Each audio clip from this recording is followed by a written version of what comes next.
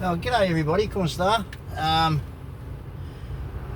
My hop on, it is late afternoon. It's coming up my Ogabee, but not quite. I'm in Lismore, which I came over to pick up a portable air conditioner for the caravan. And nice bloke, lives up by the hospital. I met him. But the unit it was quite a large unit. It was like the size of a bar fridge. So not really suitable for the caravan, way too big. So unfortunately I let that pass. But it was really good because it was only $30. It worked really well. And only $30, so unfortunately just too big to fit anywhere in the caravan. I'll have to, but the thing is, there's plenty advertised. It was just that was cheap, $30. Most of them, go anywhere from $50 to $150. There's quite a few advertised. I will get one, but not today. My God, 31 degrees today, 31 Celsius. Now, for this time of year, these kind of temperatures is really surprising. I mean, it's just stinking hot. I can't believe it. It's only midway through September. It should still be more or less winter. It's been kind of weird the last year or so, last couple of years. The temperatures have been kind of weird. Robert, since he's been over from New Zealand, he can't get over it. He is just absolutely amazed at how the weather is here. And of course he's tickled pink. For him, he goes to work and he gets to work at 4 o'clock in the morning, and the casino local boys are standing there complaining about the cold or whatever, and he's going, what? It's stinking hot. I mean, he is, because he's used to South Island Christchurch weather, which is brass monkey country in anybody's territory. So, yeah. Folks, listen, I've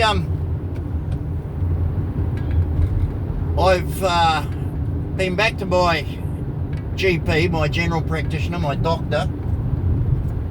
I've asked him whether or not he would sign off on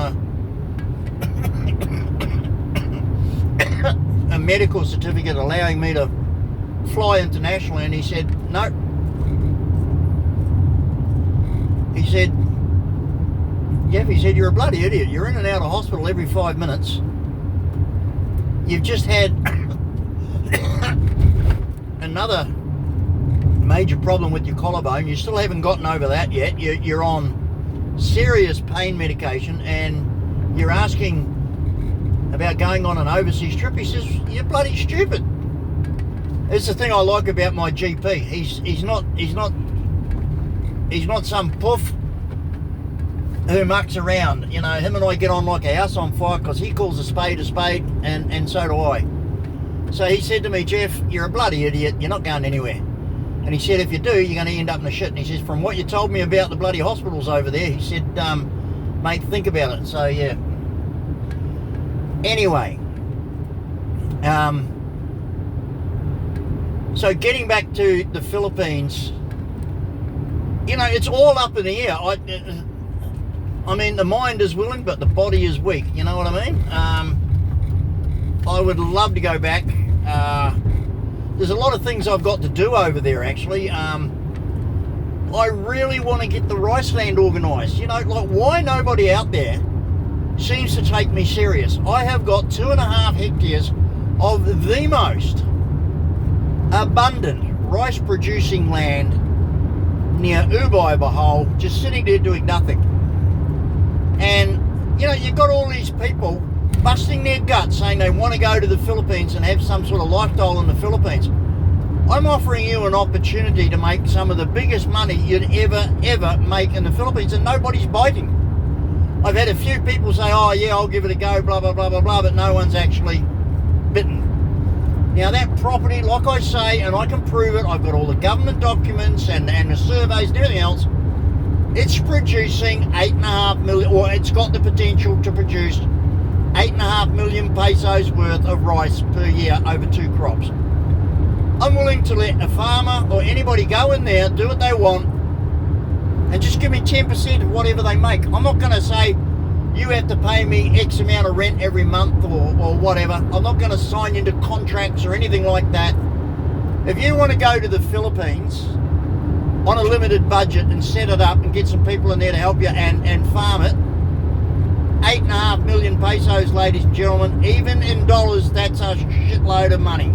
That is a good amount of money, and you're not going to be making that in a sari store with your new squeezed 20-year-old girlfriend selling anything at 1 peso a profit per item. There's no way in the whole wide world you're going to be in a business in the Philippines earning 8.5 million pesos a year. It's not happening. And I've got it sitting there begging. So anybody out there, look, if you're watching, even if you don't want to do it yourself, if you know somebody that may be interested, get them to contact me. I would rather have 10% of something than the 0% of nothing that I'm getting at the moment. The way I look at it, if I offer my land for 10% of whatever yield you make, I'm getting something. But I'm not holding you to ransom. I'm not charging you huge costs that you may or may not meet or can't afford. Whatever you make, give me 10%. You can't. And see, the mentality of the Filipinos is, oh, that's too generous, it's got to be bullshit. I mean, they talk about look a gift horse in the mouth. I'm being about as kind and as generous and as entrepreneurial as a person could get. And they look at it like it's some sort of scam. No, I've got 2.5 hectares of rice land doing nothing, capable of earning, well now it'll be a lot more. The survey that was done by DENR and the agricultural people, that survey was done several years ago. The capacity of that land is probably a lot more now. Now they told me in no uncertain terms, be a minimum, that I would get 2 crops of rice a year. It'd sustain 2 crops of rice per year, and each crop would bring in a bare minimum of 450 50-pound sacks of, not kilos, pound, 50-pound sacks of rice. 8.5 million pesos. So, ladies and gentlemen, anybody who wants an opportunity in the Philippines. Now, people go over there on their pissant pensions, eking out a meagre existence. Well, if you went over there and took over my rice land, for the first year, it'd be tough. A, you know shit about rice, but you have to be there all the time, otherwise I'll steal it. I'm sorry, but it's as simple as that. They'll do exactly what's happened to us. The birds ate it. There was a typhoon. There was a flood. There was a fire. The bullshit excuses that I've heard about where all our rice has gone is beyond a joke. Meanwhile, they're sending their daughter to private school in Tagbilaran. You know, I mean, ladies and gentlemen, seriously. Anyway, you have to be there. Any business in the Philippines, doesn't matter who you are, doesn't matter what you've got, if you're not there with your eyes on it 24/7, you will be robbed blind. I don't know how many times I have to tell you people, I don't know how many examples you have to have, but if you know anybody in the Philippines or anything about the Philippines, you know I'm telling the truth. Anyway, so that's it on that. If you want a viable income in the Philippines for the first couple of years you're there, you work that for 2 years. Okay, it's remote, There's not much around. The nearest village has got nothing. You've got to walk in, walk out, unless you've got a motorbike course, a dirt bike. But you have to be there to keep your eye on it. If not, you're going to get screwed. 8.5 million pesos per year, so that's 17 million pesos. Do the math. I haven't got a calculator with me. I don't know what that is in Aussie dollars or American dollars, but it's a lot. It's a hell of a lot, and it's more than you're going to earn on from any pension. 10 times more than your pension's going to give you. So think about it. Think about it. Instead of rotting away, eking out an existence, you could be earning your own money off your rice land.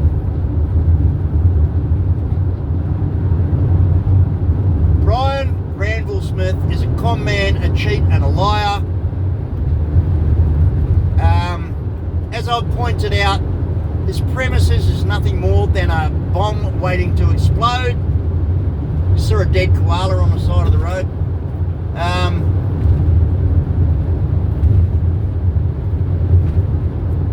He won't address it. He won't say anything about it. But I can tell you now, ladies and gentlemen, because of his corrupt association with Chalabon Municipal Hall and other officials, if he does say that he has a fire permit, then that fire permit was bought, was bribed, was corrupted. It's not real. There is no way that he can pass a fire inspection with that place the way it's set up. No way. Again, Mr. American guy, you're recommending people go to this restaurant. Well, go and see for yourself. You're putting your name and your reputation on the line for a con man, a cheat, and a potential bloody murderer. Because if that place blows up and the people that are in it are there because you told them to be in it, well, God help you. Because I tell you what, if my dad or someone I knew went over to Bahal and got blown to smithereens in a restaurant that you told them to go to, I would hunt you down and I'd rip you a second arsehole. Because that's human nature. The fantasy and the straight out con, the straight out rip-off, he has completely, utterly and totally plagiarised and stolen the logo and the business work of Mr. Donut. Completely, utterly and totally. I mean, this guy has got absolutely no shame.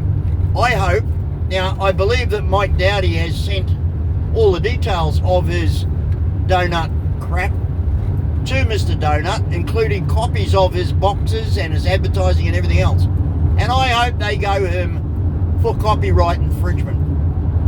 If they do, he is going to go for a row of shit cans.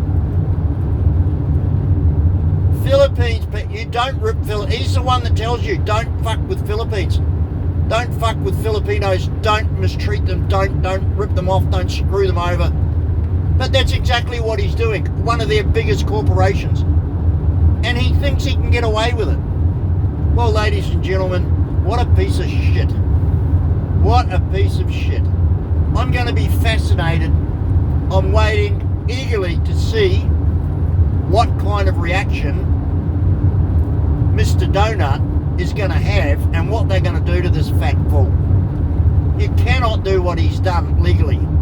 I mean, he's broken every bloody business rule under the sun. Who does this arsehole think he is? I mean, seriously, ladies and gentlemen, who the fuck does he think he is?